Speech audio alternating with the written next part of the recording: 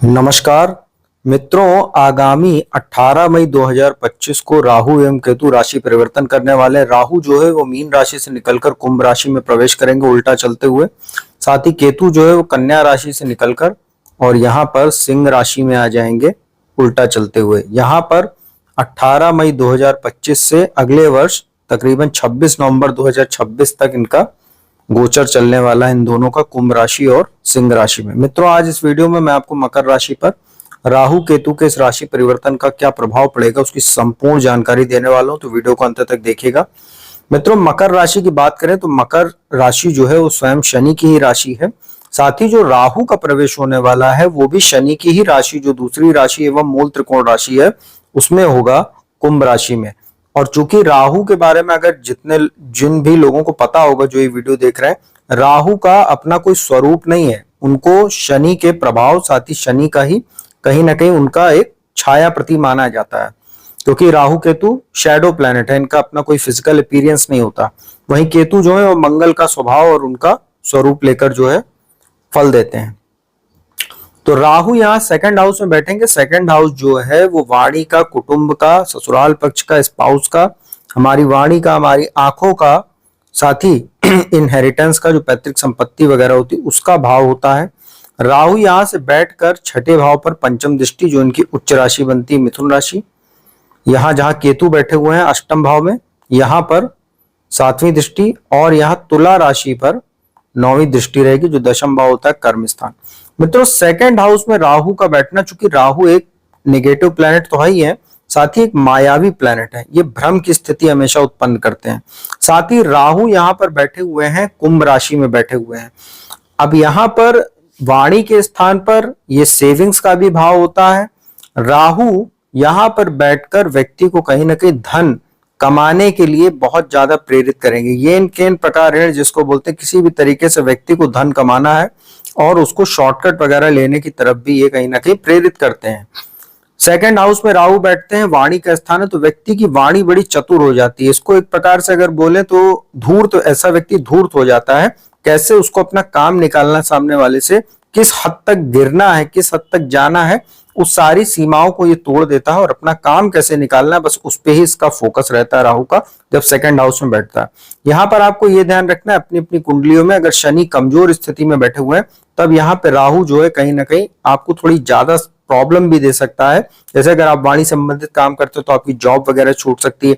आपका जो सेविंग्स है, जो आपका संचित धन है, वो गलत दिशा में जा सकता है, क्योंकि अगर शनि कमजोर हुए तो यहाँ पर जो छठे भाव पर दृष्टि है और अष्टम भाव पर दृष्टि है, ये आपके लिए समस्या दे सकती है, क्योंकि रोग ऋण शत्रु का भाव है और ये काम का भी भाव होता है। तो व्यक्ति अनायास अननेसेसरी चीजों में, दिखावे पर या बेफिजूल की चीजों पर खर्चा करता है अगर शनि कमजोर है। शनि मजबूत है तो कोई समस्या नहीं आएगी, राहु आपको यहाँ पर धन भी दिलाते रहेंगे। यहाँ पर जो दृष्टि छठे भाव पर है, रोग ऋण शत्रु के भाव पर, देखिए सेविंग्स के हाउस में बैठे हुए हैं, रोग ऋण शत्रु के भाव पर इनकी दृष्टि है, तो कहीं ना कहीं रोग ऋण शत्रु से आपको ये निजात दिलाएंगे, आपको फायदा ही देने का काम करेंगे। लेकिन आपका संचित धन यहाँ पर कम होगा, तो थोड़ा बहुत आपको मानसिक तनाव भी हो सकता है, इसका आप ध्यान रखिएगा। हालांकि धन आपके पास आता रहेगा, लेकिन उसी फ्लो में खर्चे भी बने रहेंगे।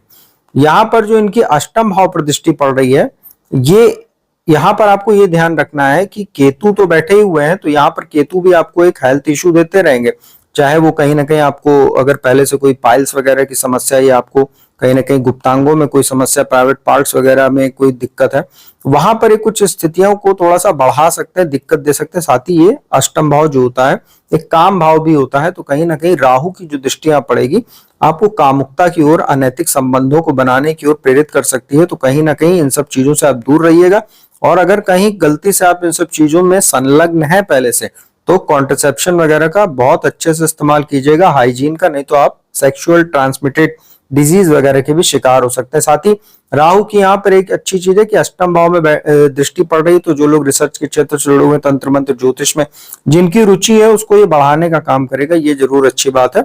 लेकिन आपको एक अज्ञात भय भी ये देगा राहु जब अष्टम भाव पर दृष्टि डालेगा, इसका भी आपको ध्यान रखना है। राहु की अंतिम दृष्टि यहाँ तुला राशि पर पड़ेगी, कर्म स्थान पे। तो तुला राशि शुक्र की राशि है, शुक्र राहु मित्र है, तो जो लोग भी शुक्र से जुड़ा काम करते हैं, जैसे fashion and cosmetic, readymade garment, James and jewellery, tours and travel, hospitality का काम है आपका, ड्राई फ्रूट्स का काम है, डायमंड का काम करते हैं आप, या जिम, सलून, स्पा ये सब चलाते हैं और एक्टिंग वगैरह का काम करते हैं, तो आप लोगों के लिए राहु का ये जो दृष्टि संबंध यहाँ बन रहा है, 10वें भाव पर दृष्टि पड़ रही है, ये आपके लिए बहुत ही फायदेमंद साबित हो सकती है। नई नई अपॉर्चुनिटीज मिल सकती है, देश विदेश में आपको काम करने का अवसर मिल सकता है। और कहीं ना कहीं जो लोग राजनीति कूटनीति से जुड़े हुए हैं उनके लिए तो विशेष फायदेमंद है, क्योंकि राहु जहां पर होता है वहां पर व्यक्ति को दशम भाव पर अगर दृष्टि है, व्यक्ति के अंदर कहीं ना कहीं राजनीतिक इच्छा भी बढ़ाता है और उसको कूटनीति भी सिखाता है। ऐसे व्यक्तियों के को बहुत ज्यादा कहीं क्लास लेने की जरूरत नहीं पड़ती, ऐसे व्यक्ति के अंदर कहीं ना कहीं ये सब क्वालिटी राहु ऑटोमेटिक जनरेट कर देता है, डेवलप करता है। तो ये बहुत अच्छी चीज रहेगी। आप अपने अधिकारों को प्राप्त करने के लिए संघर्ष कर रहे थे पिछले दिनों, तो अब वो आपको अधिकार प्राप्त होगा। आप कहीं ना कहीं आपकी प्रतिष्ठा में भी राहु वृद्धि कराने वाला रहेगा दशम भाव पर दृष्टि डालकर, तो ये अच्छी स्थिति आपके लिए है। तो यहाँ पर आपके लिए कोई बहुत ज्यादा समस्या नहीं है। दिक्कत बस वही उन्हीं लोगों के लिए होगी जिनकी कुंडलियों में शनि कमजोर स्थिति में, जैसे नीच राशि में है, या शनि राहु का पहले से कोई संबंध है, या शनि सूर्य का संबंध है, शनि मंगल का संबंध है, वहां पर ये राहु आपको सेकंड हाउस में बैठ के वाणी दोष जबरदस्त दे सकता है और परिवार में कुछ मतभेद या इनहेरिटेंस को लेकर भी कुछ समस्या पैदा कर सकता है। बाकी ओवरऑल अच्छी स्थिति ही रहेगी, आपको चिंता करने की ज्यादा आवश्यकता नहीं है। केतु की बात कर लेते हैं। केतु अष्टम भाव में बैठे हैं, द्वादश भाव पर दृष्टि है, सेकंड हाउस पर दृष्टि है, यहां पर राहु पर, और फोर्थ हाउस पर दृष्टि 9वीं।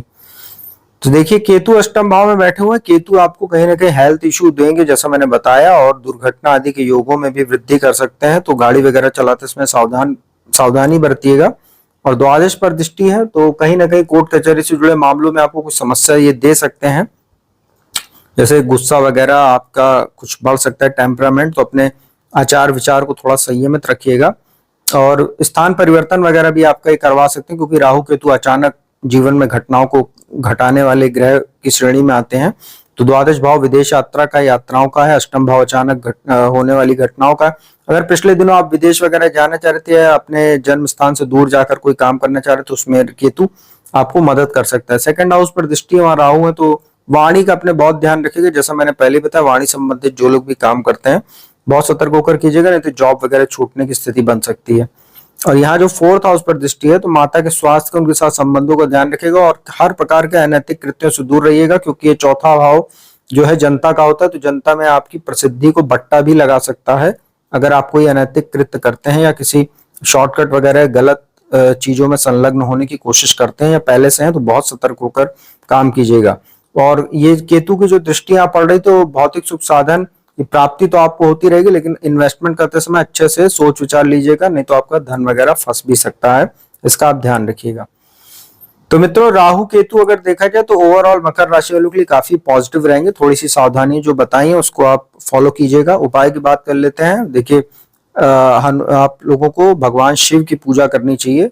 हर सोमवार को शिवलिंग का जलाभिषेक कीजिए, उनको सफेद चंदन, सफेद पुष्प, सफेद नैवेद्य, साथ ही चंदन का इत्र अर्पित कीजिए, सफेद पुष्प अर्पित कीजिए, तो आप लोगों के लिए अच्छा रहेगा। और हिमालय के रुद्राष्टकम का पाठ कीजिए, नमामि शमी निशान निर्वाण रूपम विभुम व्यापकम ब्रह्म वेद स्वरूपम, साथ ही बिल्व पत्र अर्पित कीजिए, तो आप लोगों के लिए बेटर रहेगा। और शनिदेव का मंत्र ओम शं शनिश्चराय नमः, इसका जाप कीजिए। हर शनिवार को पीपल के वृक्ष के नीचे जाकर संध्या काल में सरसों के तेल का दीपक जलाइए, तो आप लोगों के लिए अच्छा रहेगा राहु केतु का गोचर।